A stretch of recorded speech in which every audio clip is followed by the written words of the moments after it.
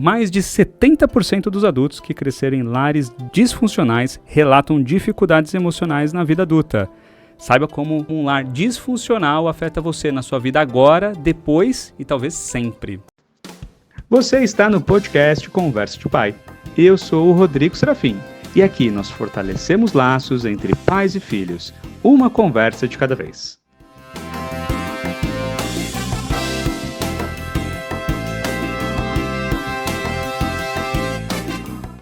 Estou aqui com ela, médica, nossa, médica, chique, acho que é a primeira médica que vem aqui, hein? Formada pela Unifesp, pós-graduada em Neurociências, Educação e Desenvolvimento Infantil, educadora parental pela Escola da Educação Positiva, Vivian Cirineu.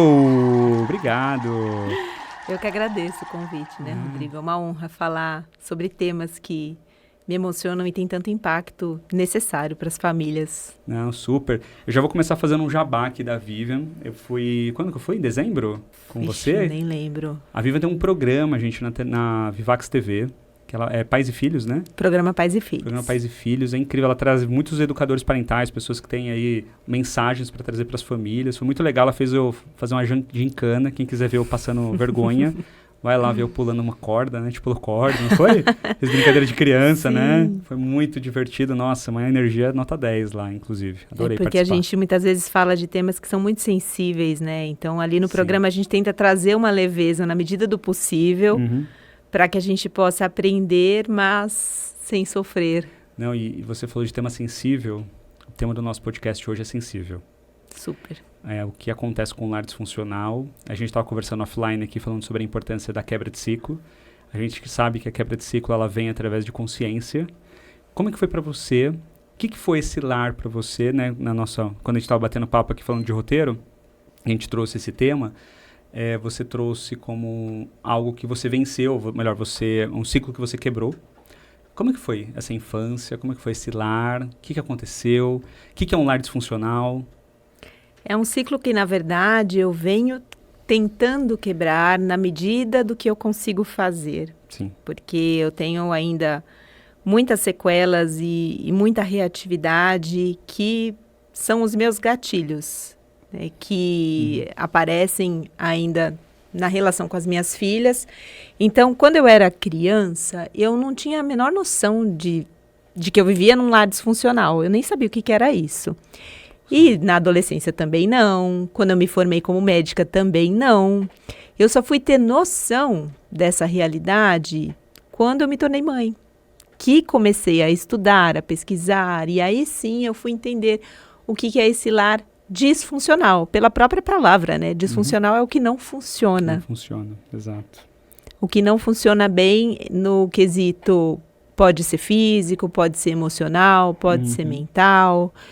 É um lugar onde uma criança passa por experiências que ela não se sente segura ou se sente desamparada. E por mais que os meus pais muitas vezes tentassem me dar uma boa educação, transmitir bons valores, e alguns desses bons valores eu carrego até hoje, ainda assim eles carregaram muitos traumas que eles trouxeram da própria vida deles. É o transgeracional, né, que tantos falam, que vão vindo das famílias, famílias e famílias e famílias dos nossos pais. Exatamente, para uma época que não tinha informação como tem hoje, então muitos dos traumas ali que eles transmitiram para mim, eles também não tinham consciência do que estavam fazendo. E isso que você sofreu, foi o que? Foi uma ruptura de comunicação, foi acolhimento, afeto, foi na adolescência, foi na infância, como é que foi esse processo? Eu acredito assim, Rodrigo, que foram em diversos momentos, desde momentos em que eu era uma bebezinha pequenininha e eu não me lembro. Porque se a gente for pensar numa sociedade que a gente vive hoje, um pouco menos, mas que a gente viveu, na qual tinha muitas falas assim, não pega a criança no colo que ela vai acostumar mal. Para ensinar sozinho tem que deixar chorar até dormir. Desmama, senão ela não vai dormir bem. Então, várias falas que a gente escuta hoje, que ainda são crenças da nossa sociedade, para aquela época. Então, muitas coisas ali eu já vivi nessa fase que eu era bebê. Então, assim, eu também fui uma criança que fazia birras, e as minhas birras não eram bem toleradas, Era ou cheio seja... de querer.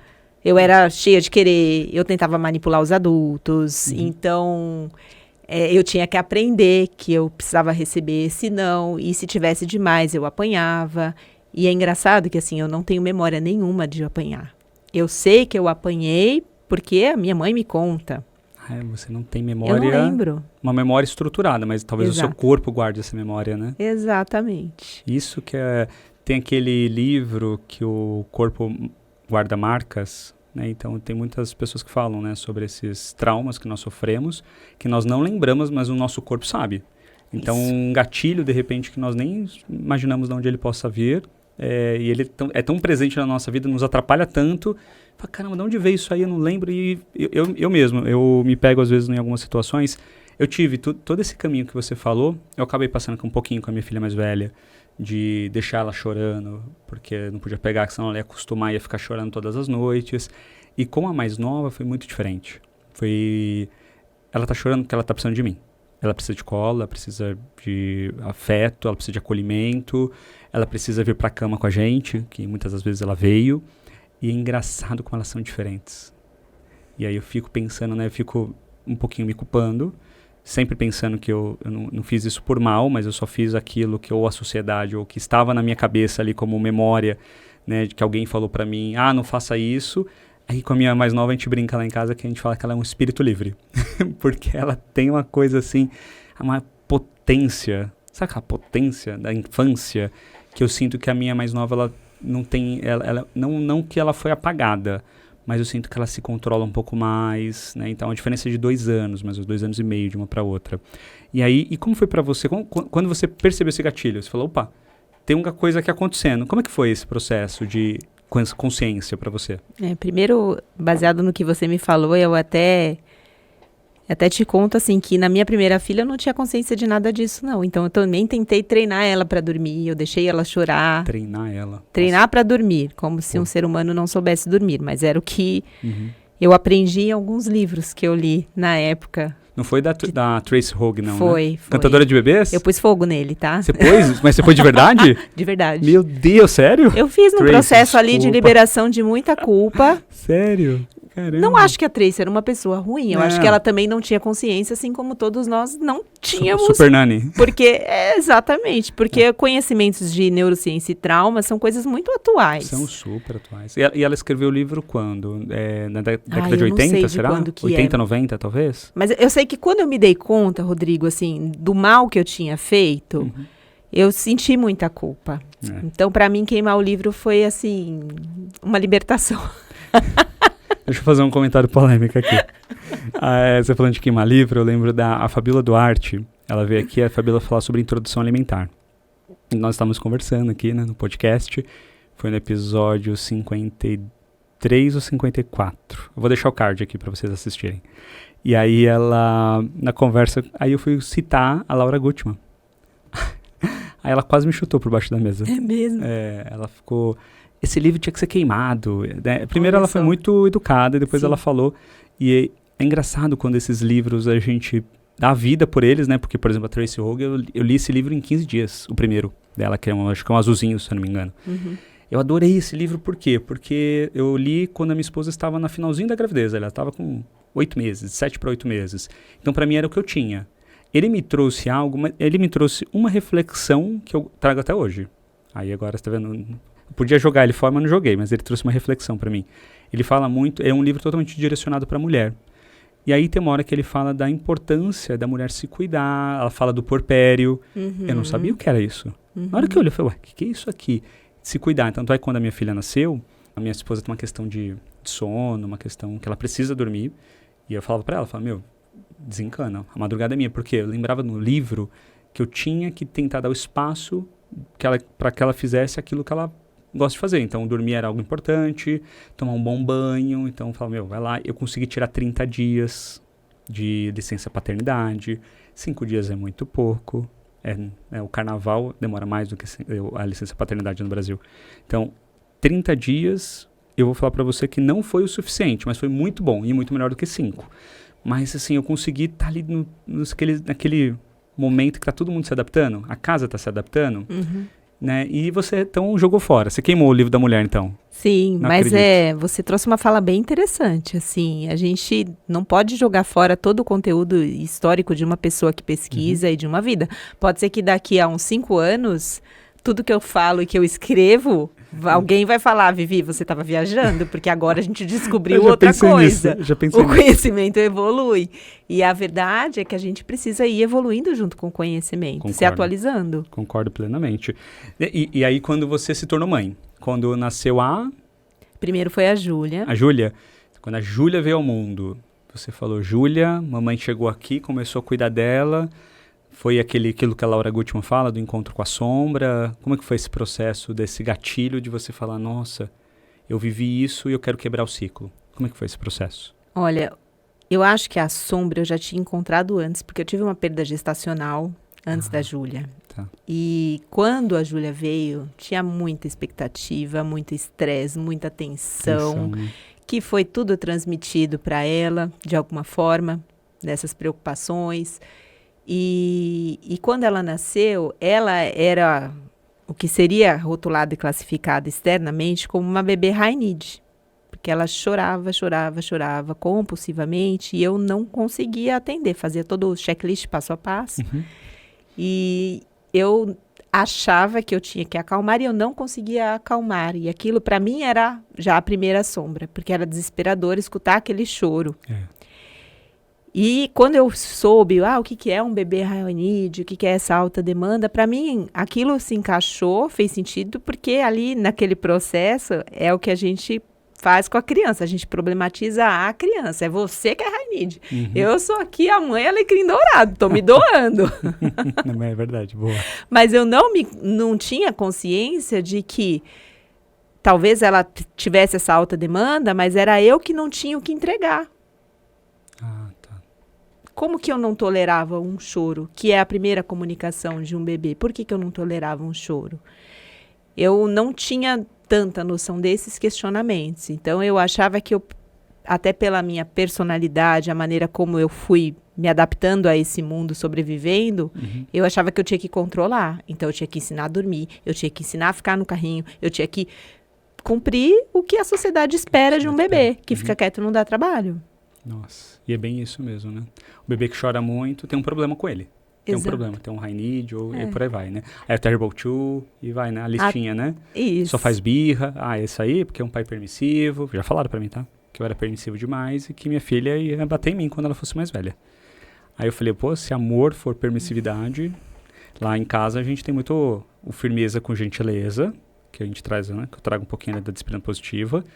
Mas eu trago muito o negócio do sentir, da empatia, de saber, como você falou, que é muito mais sobre mim do que sobre ela, né, de determinados momentos. E tem hora que eu nem percebo, né? Eu até às vezes me culpo, já falei em outros episódios aqui. Falo, poxa, eu estudo tanto. Eu estudo, tantas formações e eu caio toda hora. Existe uma fórmula mágica para que a gente seja pai perfeito, mãe perfeita? Ou isso é algo que a gente fica colocando na nossa cabeça e o Instagram fica avisando pra gente? Seja assim, faça isso, olhe como que está aqui o meu processo de amamentação incrível, lindo. E não tem problema sobre ser lindo, que realmente é um processo muito bonito, né? Uma questão natural, mas a gente sabe, quer dizer, eu não sei, eu vi, né? Eu acompanhei só da minha esposa, mas a gente sabe que é um processo complexo, né? Pra mãe, pro filho e tudo mais. Como é que é? Existe uma fórmula mágica? Olha, se eu pudesse dizer que a fórmula mágica é através de uma palavra: autoconhecimento. Nossa, eu gostei. Boa. Porque eu fui a Concordo. pessoa, assim, que estudava muito, eu lia todos os livros. Quando eu fui estudar, no momento em que os desafios de comportamento eram imensos ali, com a minha filha começando a fazer birras, e aí eu descobri que o cérebro da criança é diferente, fui estudar, comecei a me apaixonar, fiz formações, certificação, educadora parental, pós-graduação. Ainda assim, Rodrigo, chegava uma hora que eu não sabia o que fazer, e que é o gatilho, eu sei que eu tenho que ter paciência, eu sei que eu tenho que conversar, mas quero estrangular. Era o gatilho vindo, me queimando por dentro. E aí a gente começou a nossa conversa falando sobre a história de apanhar, que eu não me lembro. E eu lembro muito bem de um dia que a minha filha me deu um tapa e aquilo me doeu, assim, é tapinha de criança de 1 ano, assim, né? Não machucou fisicamente. Mas eu senti queimar. Nossa. E a vontade de revidar, nesse dia eu me segurei, mas a minha vontade era revidar na hora. Não me bate. Eu não revidei na força, na agressão física, mas eu gritei com ela. Não faz isso com a mamãe. Fazendo aquela expressão de medo, com o olhinho dela se arregalando assim. O que eu fiz de errado com a mamãe? Nossa. E aí, nessa hora, eu falei, gente, não é possível. Que pessoa é essa que eu sou que eu não conheço? Reativa, explosiva. E aí, me aprofundando na minha história, eu fui entender que, às vezes, esse toque pode tocar numa ferida que a gente não conhece. Que é isso que você falou, do corpo guardar as marcas. O nosso sistema nervoso não está só no cérebro. A gente tem sistema nervoso em toda a nossa pele. E tem essas marcas daquilo que nos feriu e nos machucou. Nossa, que... Aí você falando isso também me remete na minha casa. Quando as minhas filhas também fizeram isso, eu também tenho um reflexo. Eu me lembro, tá? De ter apanhado, infelizmente, mas tudo bem, passou. Entendo que minha mãe me deu o que ela tinha e minha mãe foi mamãe solo durante um bom tempo.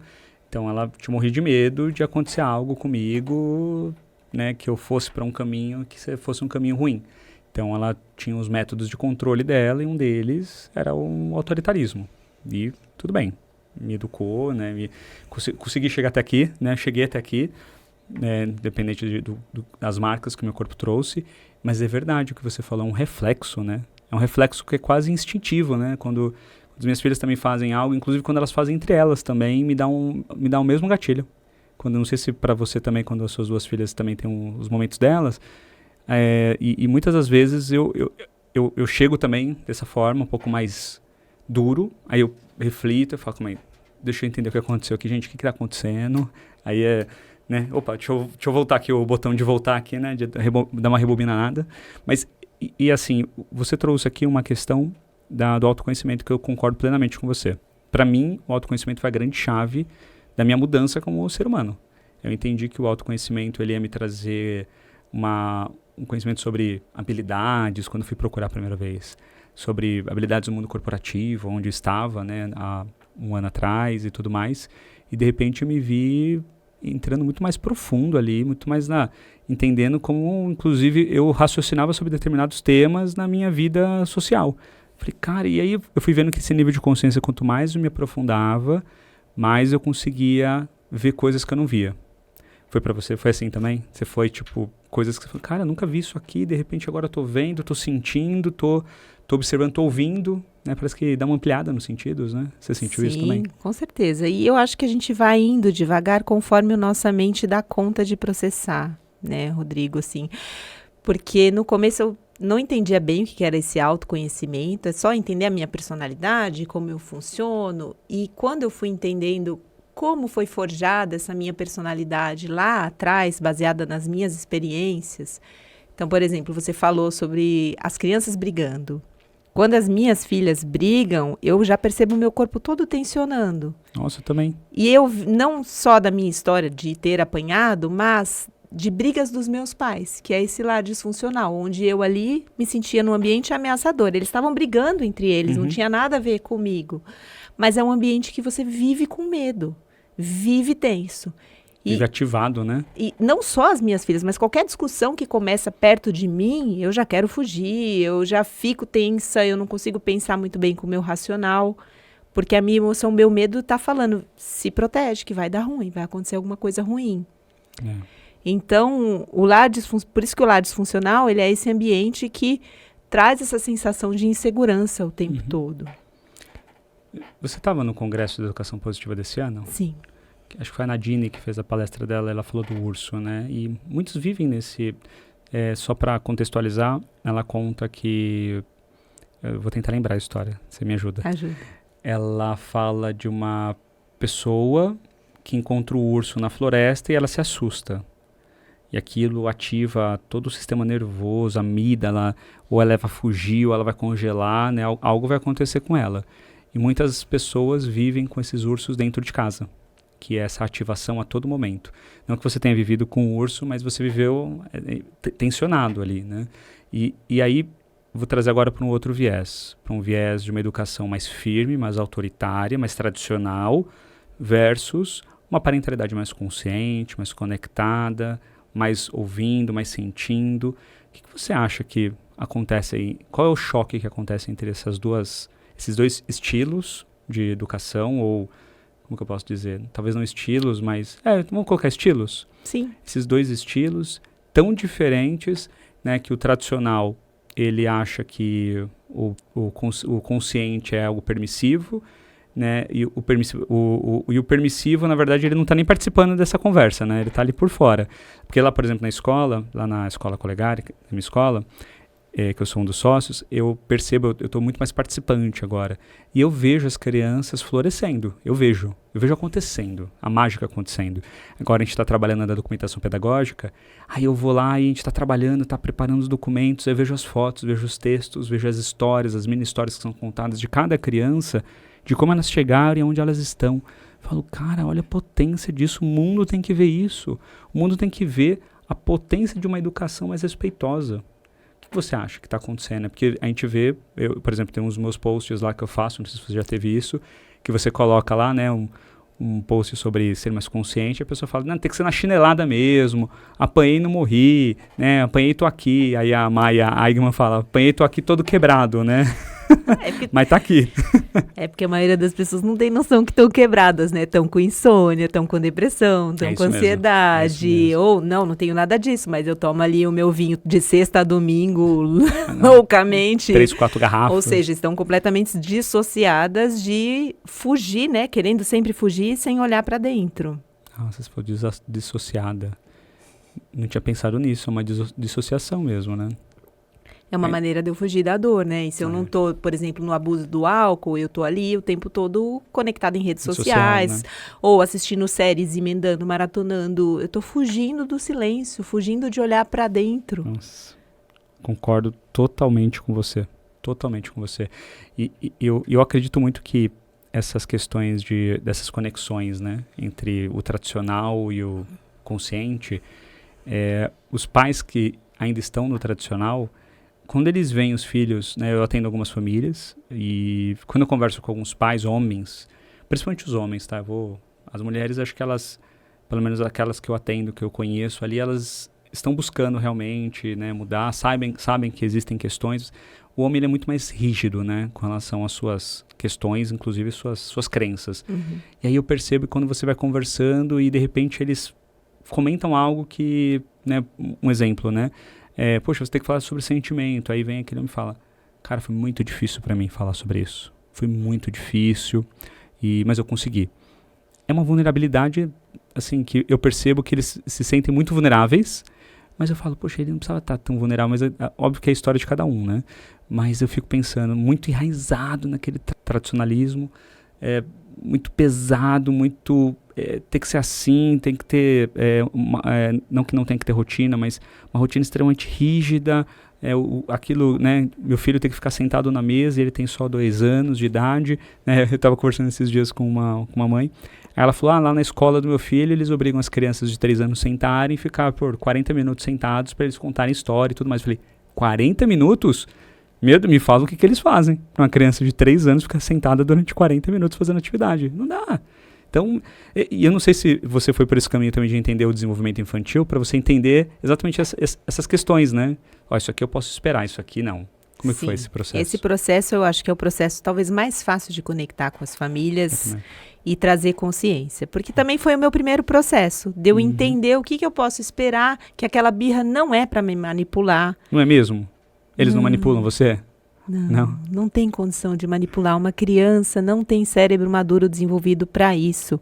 Para manipular, eu preciso antecipar, planejar, que são funções executivas de córtex pré-frontal, essa parte atrás da nossa testa, que não está desenvolvida nas crianças.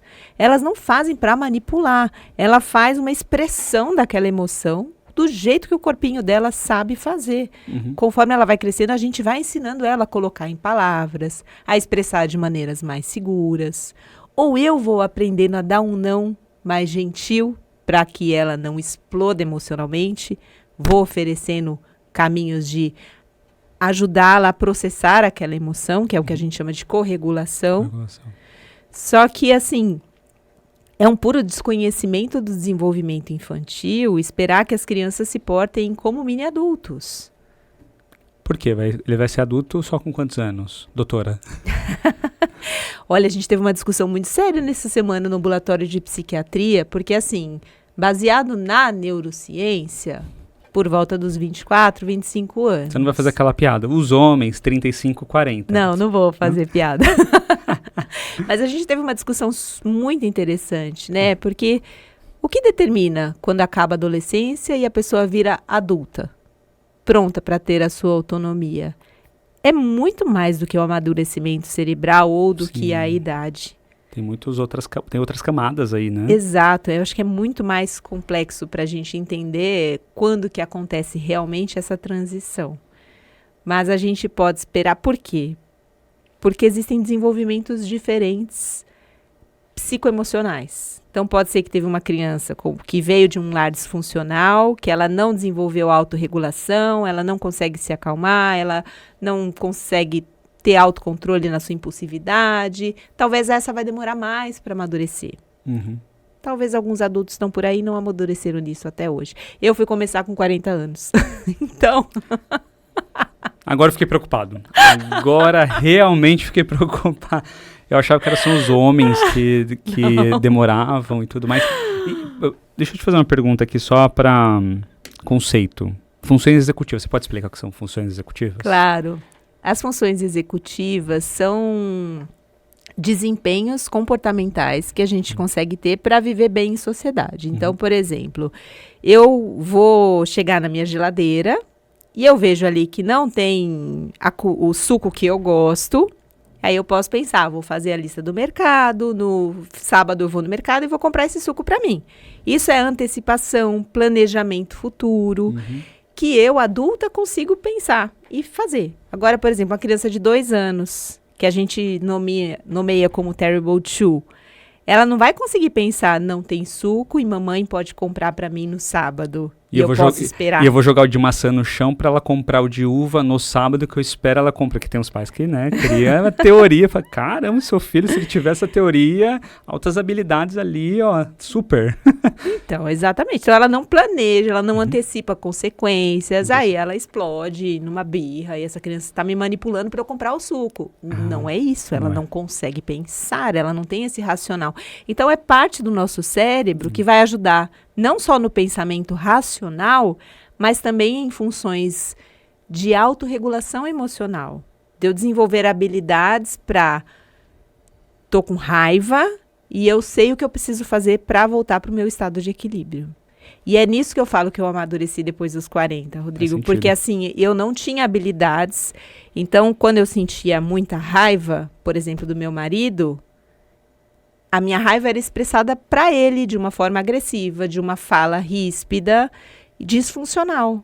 Ao invés de eu ser responsável pela minha emoção e eu procurar me autorregular, entender o que aquela emoção queria me comunicar e eu voltar para o equilíbrio e agora, racionalmente, eu vou conversar. Olha, eu não gostei do que você fez e estabelecer um limite saudável. Eu tô aprendendo. Tá aprendendo. Não sou, assim, a senhora já evoluída, não. Ainda caio em falho bastante. Mas hoje eu tenho mais consciência sobre isso. Mas eu acho que faz sentido mesmo o que você está dizendo, principalmente sobre funções executivas. Eu até pedi para você reforçar, porque é muito falado, mas poucas pessoas... Nossa, você explicou de um jeito super fácil de entender, inclusive. É igual quando eu pergunto pro ChatGPT, me explique como se eu tivesse 5 anos de idade. Você explicou. Obrigado. Entendi super. E assim, eu gosto de entender as coisas, né? E eu gosto de trazer também reforços aqui sobre determinadas questões, porque as pessoas realmente esquecem que o cérebro dos filhos ainda tá imaturo, né? Nós somos o maduro, em tese, de acordo com a doutora aqui, em tese, né? Talvez não. E tem uma camiseta muito legal, você conhece a Nathalie? Sim. Educando com Afeto? Conheço. E ela tem umas camisetas muito legais, e ela tem uma camiseta que é assim, cuidado, meu cérebro ainda está em desenvolvimento. Uma camiseta para criança, né? E as minhas 2 filhas têm. Vou comprar uma para mim. Pode comprar. Ah, boa! Boa! Aí ela foi com a camiseta na escola, aí um monte de gente ficou brincando com ela, porque lá na escola nós fizemos um treinamento com todos os professores, e nós falamos de neurociência, falamos de educação positiva, falamos de conexão com a natureza, que são os nossos pilares lá, né? Nós temos 2 professoras que têm menos de 25 anos. Aí ficou todo mundo brincando, elas que ficaram brincando com elas mesmas. Então, se eu fizer algum erro aqui, não liguem, porque meu cérebro não está desenvolvido ainda, então eu posso errar, né? Ficar brincando. Aí quando ela viu a camiseta da minha filha, ela falou, eu preciso de uma camiseta dessa pra mim. Né? E é legal quando as pessoas vão conectando o tema, entendem que de fato aquele ser ali, né? Aquela potência de amor ali tá sendo desenvolvida, que a gente consiga ajudá-la a se desenvolver da melhor forma possível. E chegamos aqui agora ao quadro Dicas de Pai. É um quadro que eu sempre trago uma dica para ajudar as famílias que estão lá em casa. E eu vou pegar o que você falou aqui agora. Eu mudei minha dica, até comentei com você, né? Então, eu mudei minha dica. Busquem autoconhecimento para ajudar você a trazer um nível de consciência sobre coisas que você não sabe que existem ou de sentimentos que você não sabe nem que estão ali guardados, ou seu corpo, como a Vivi falou aqui, né? Estão lá escondidos. O autoconhecimento é a chave para que a gente possa não só ajudar nós, mas também ajudar os nossos filhos. Porque o maior ato de amor que existe é a gente se cuidar para a gente poder cuidar deles. Gostou da minha dica? Amei. Foi você que me deu a dica. Eu só peguei e trouxe ela aqui de novo. Quem falou essa frase uma vez para mim foi a Mari Furtado. Ela falou, Rodrigo, o maior ato de amor é a gente se cuidar. Porque quando a gente se cuida, assim, os nossos filhos vão ser totalmente ali impactados. Você acredita nisso também? Sem dúvida. Quem cuida precisa estar bem para cuidar. Você falou de corregulação agora há pouco, né? Sim. Como que a gente corregula se a gente não está bem, né? Não tem como, né? A gente não consegue. Então, essa é a dica de hoje. E espero que ajude você aí na sua casa, trazer aí essa reflexão desse autocuidado aí, que é tão importante, autoconhecimento. Vivi, continuando nosso bate-papo. E Vivi, e esse negócio de permissividade? Um negócio que tantos falam, que nós que educamos os nossos filhos com respeito, com amor, com acolhimento, com atenção, somos permissivos. Você deixa o seu filho fazer essas coisas. Já falaram para mim, principalmente da Clara, que é o espírito livre, falam, não vai funcionar não. Ela tem que ficar sentada ali. Não, ela não tá obedecendo. A Clara, eu vou sair de casa, ela não quer colocar blusa. Aí um dia eu tava muito frustrado, né, conversando com uma amiga minha, com a minha sócia lá, né, a Marina, lá na escola. Eu falei, nossa, Marina, a Clara não quer colocar blusa. Ela olhou pra mim e falou assim, mas como que você sabe que ela está com frio ou calor? Aí eu fiquei olhando pra cara da Marina, assim, carregando. Eu falei, é verdade, eu não sei, né? Ela falou, a gente sente no nosso corpo, mas a gente tem que ensiná-los também a respeitar o corpo deles. Aí uma pessoa ouviu a gente falando sobre isso. Aí falou assim, lá vem vocês com esse negócio de educação positiva de novo. Falou isso na nossa cara. Eu falei, não é possível isso. Falam isso pra você também? Você é permissiva? Não, porque eu sou permissiva, acho que eu não escuto. O que eu vejo, assim, quando eu produzo conteúdos nas redes sociais, que são relacionados a uma educação mais respeitosa, aí sim, diversos comentários falando que é por isso... os comentários são esses, né? É por isso que esses jovens estão assim, hoje em dia. Por isso que o mundo está assim, perdido. Exatamente. Você ouve isso ainda? Sério que você ouve isso? Sempre, né? Eu ouço isso direto. Desses dias escreveu no YouTube, não lembro no vídeo de quem. Por isso que o mundo está assim perdido, com os jovens nos celulares. Aí eu escrevi para ele, os jovens estão nos celulares não é por causa de uma educação permissiva, é por uma questão de uma falta de atenção de um adulto. Que provavelmente ele está indo para uma tela, ele está indo para um outro lugar buscando algo que ele não está tendo em casa, talvez. Não sei. Rodrigo, eu não perco mais tempo respondendo, sabe? Porque eu respondia no começo, mas eu comecei a perceber o quanto isso drenava da minha energia. Nossa, drena mesmo. Para você convencer alguém que não está pronto para te escutar. Sabe?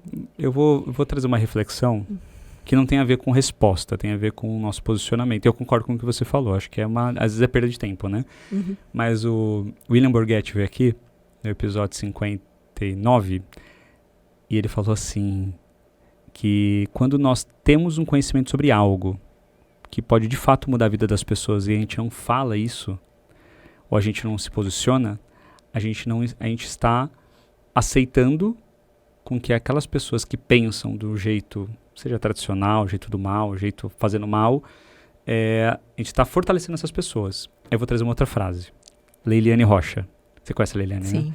né? A Leiliane fala uns negócios que vai né? Aqui, ó, assim, ó. E ela falou uma vez o seguinte, ela falou, você que está trabalhando pro bem, não para, não descansa. Sim. Porque o mal não para.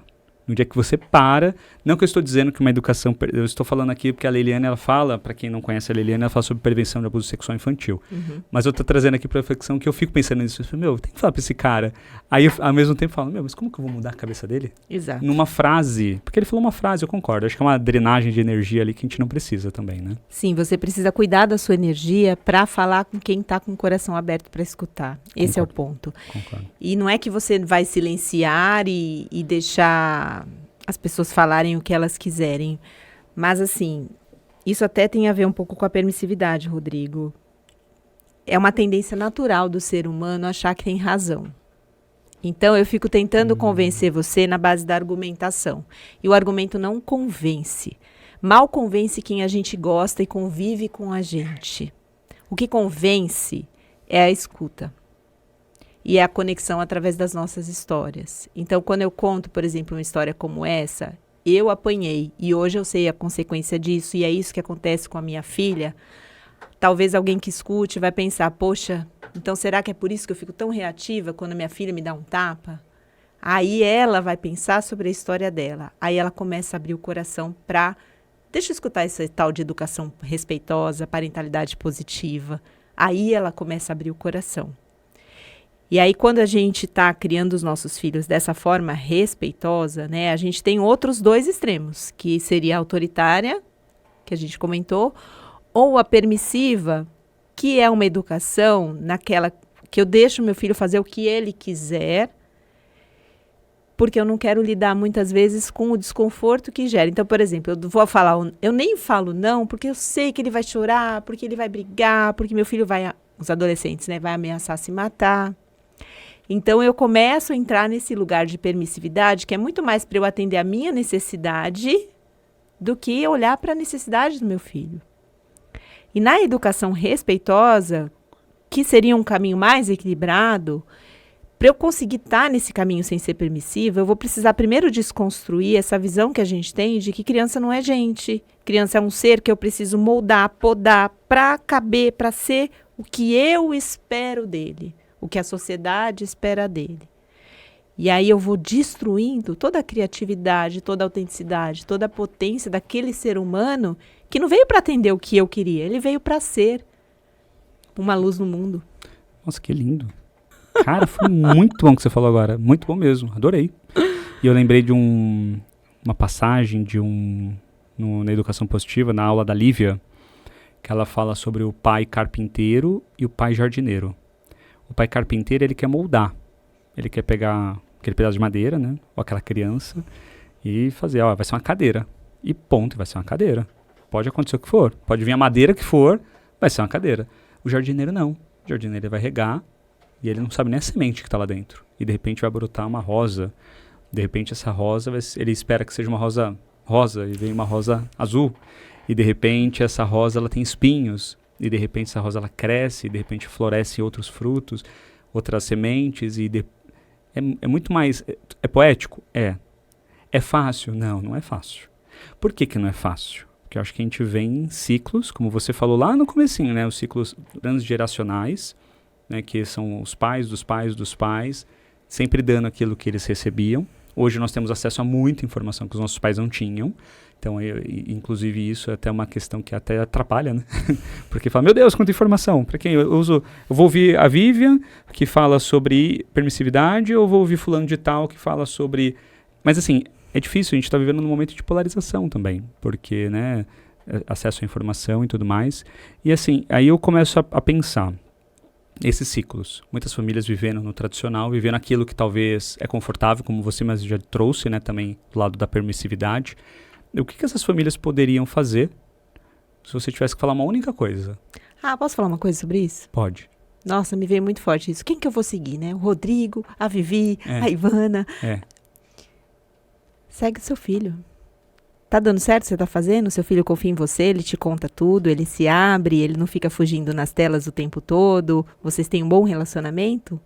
Então talvez tá dando certo o que você tá fazendo, você não precisa escutar ninguém. Olha. Agora ele tá te mostrando com comportamentos desafiadores, então talvez você precisa rever sua postura. Talvez tenha alguma coisa rolando.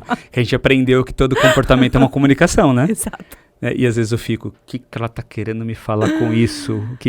Eu fico olhando pra Clara às vezes, que o meu espírito livre lá de casa ficou olhando pra ela lá, e eu olhando, o que ela tá querendo dizer? Gente, é difícil às vezes, né?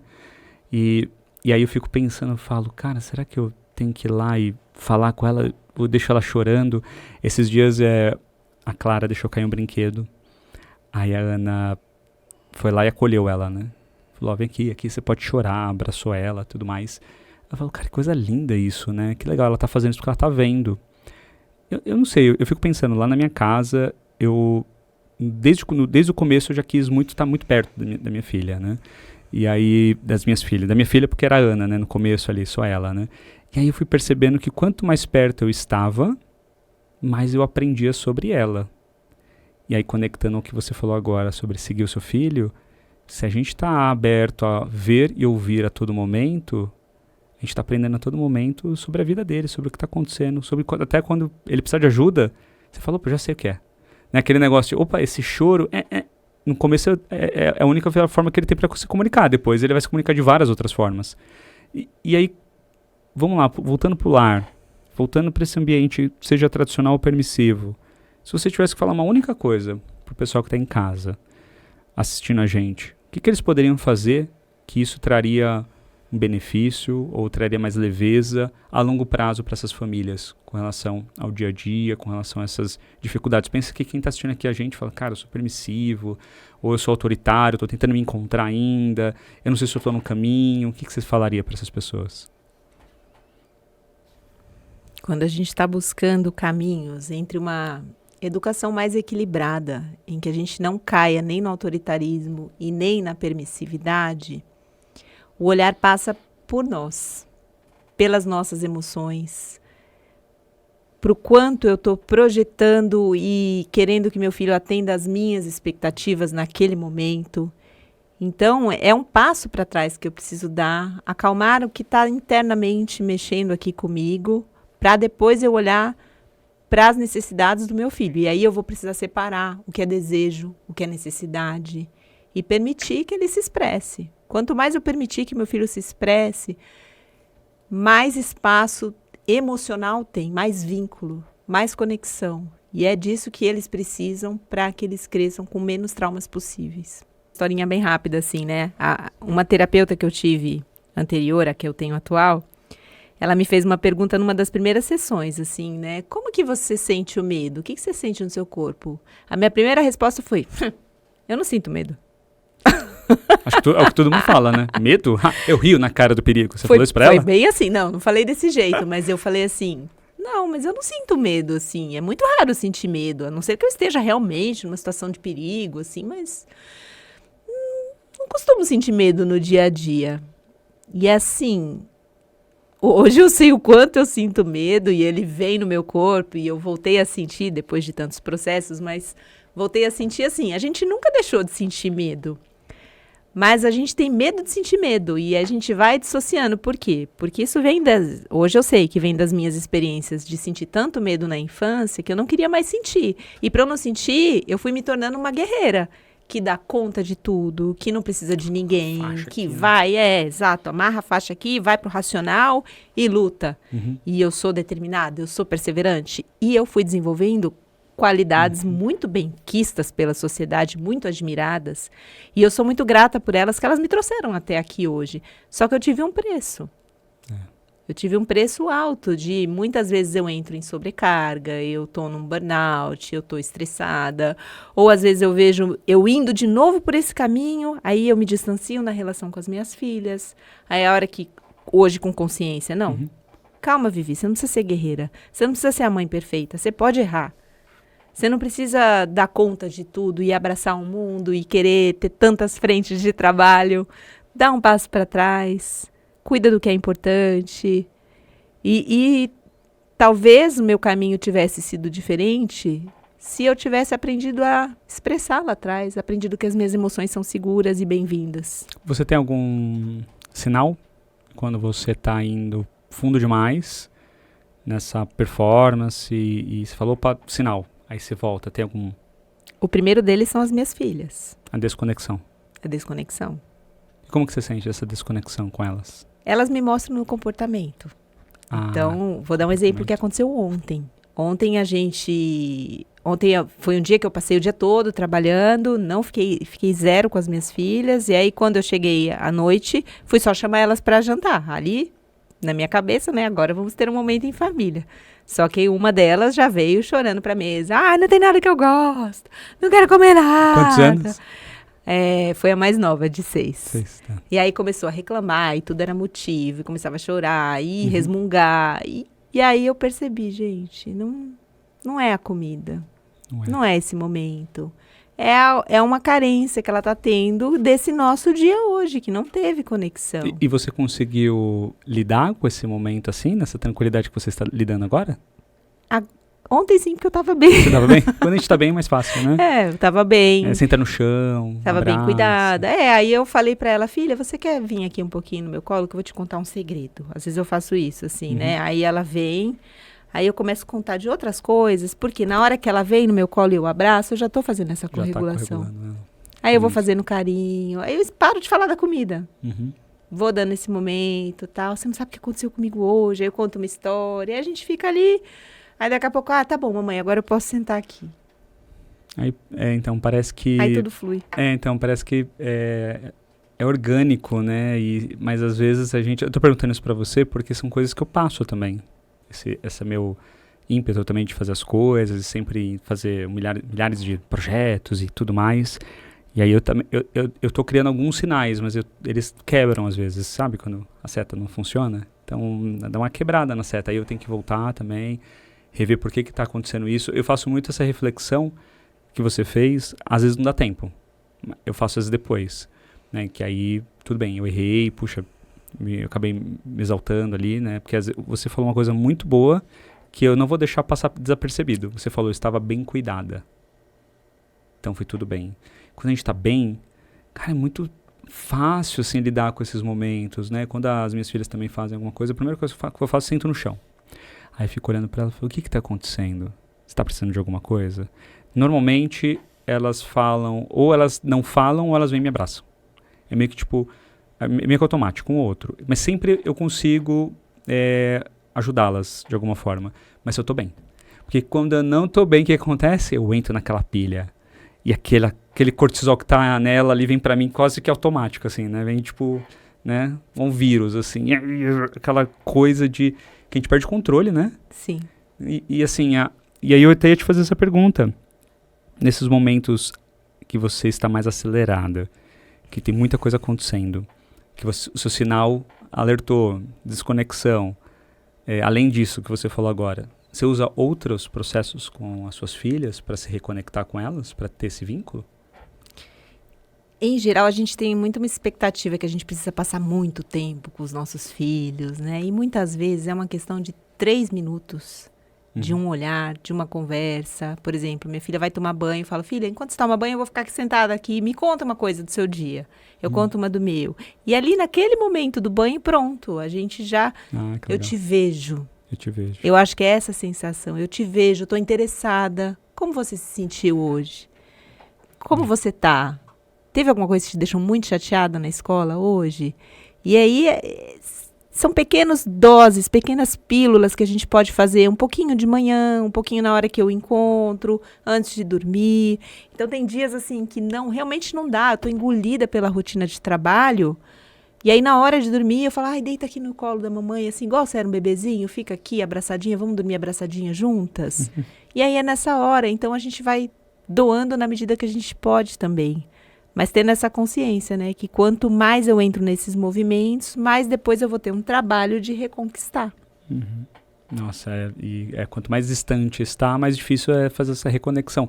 Mas se a gente tem aquele estralo e fala, cara, tá com coisa acontecendo, acho que a gente consegue por esse caminho. Adorei que você falou, né?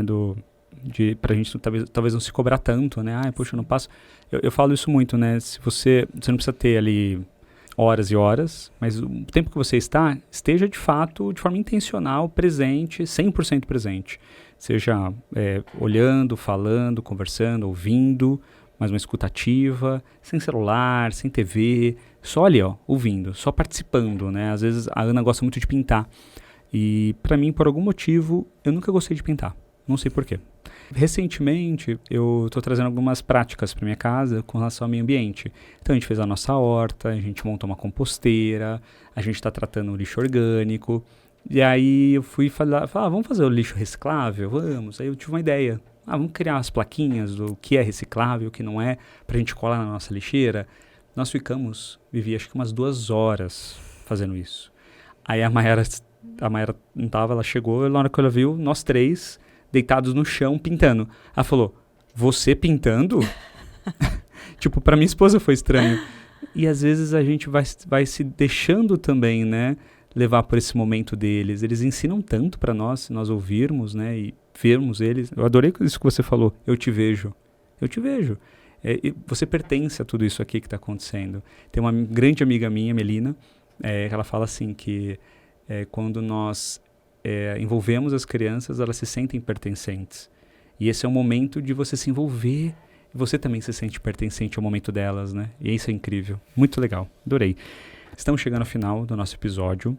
Eu sempre indico um livro. Posso falar qual livro é esse? Sim. Tá preparada? Você vai falar se você leu ou não. Eu li esse livro 2 vezes. O livro que você gostaria que seus pais tivessem lido.